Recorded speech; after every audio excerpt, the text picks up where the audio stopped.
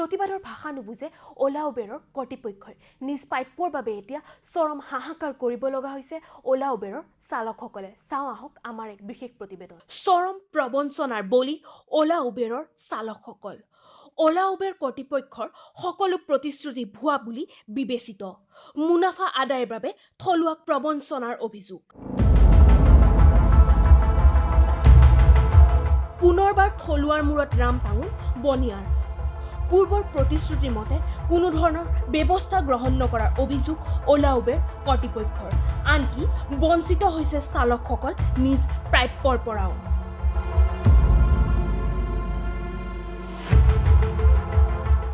হয়, এটাৰ পাছত আন এটা অভিযোগ ওলা উবেৰৰ কৰ্তৃপক্ষৰ বিৰুদ্ধে।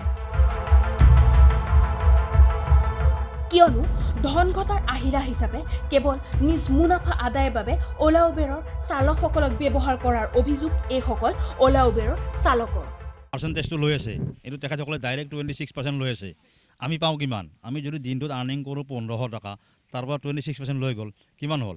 আমাৰ নাবাছিলে। গতিকে তেখেতে যদি পাৰ্চেণ্টেজটো কমাই লৈ কিনে ধৰক 10% বা 15% কৰে, তেতিয়া তেখেতসকলেও চলিব পাৰে, আমিও পাৰিম। আমি সেইটোৱে বিচাৰোঁ। আৰু ইয়াৰে জ্বলন্ত উদাহৰণ এইজন উবেৰ চালক।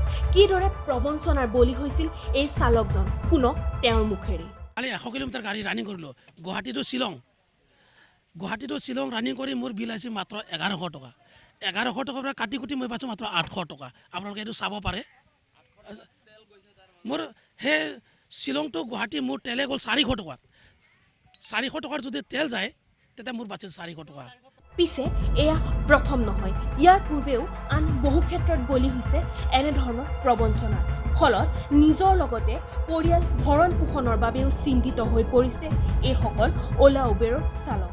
আমি ফাঁচি গৈছোঁ। এতিয়া আমি গাড়ীগিলা আমি গৰীব ঘৰৰ ল'ৰা, গাড়ীগিলা বিকিব নোৱাৰোঁ, কোনে কিনিব? ইনষ্টলমেণ্টৰ গাড়ী কিনো। এতিয়া আমি গাড়ী লৈ না আমি ঘৰ চলাব পাৰিছোঁ না, আমি একে মাজত ফাঁচি গৈছোঁ। প্ৰথম প্ৰলোভনটো সেইটোৱে আমাৰ ডাঙৰ। প্ৰথমে লালচ দিলে, লালচ দি এতিয়া আমাৰ পৰা চব কাহিনী। প্ৰথমতে ইনচেণ্টিভ বাঢ়াই আছিল, ইনচেণ্টিভ গাড়ী কম আছিল, ভাড়া বেছি আছিল, হয় ন' ডাউট দিছিল, কিন্তু সেই বস্তু সিহঁতে মেইনটেইন কৰি ৰখা নাই।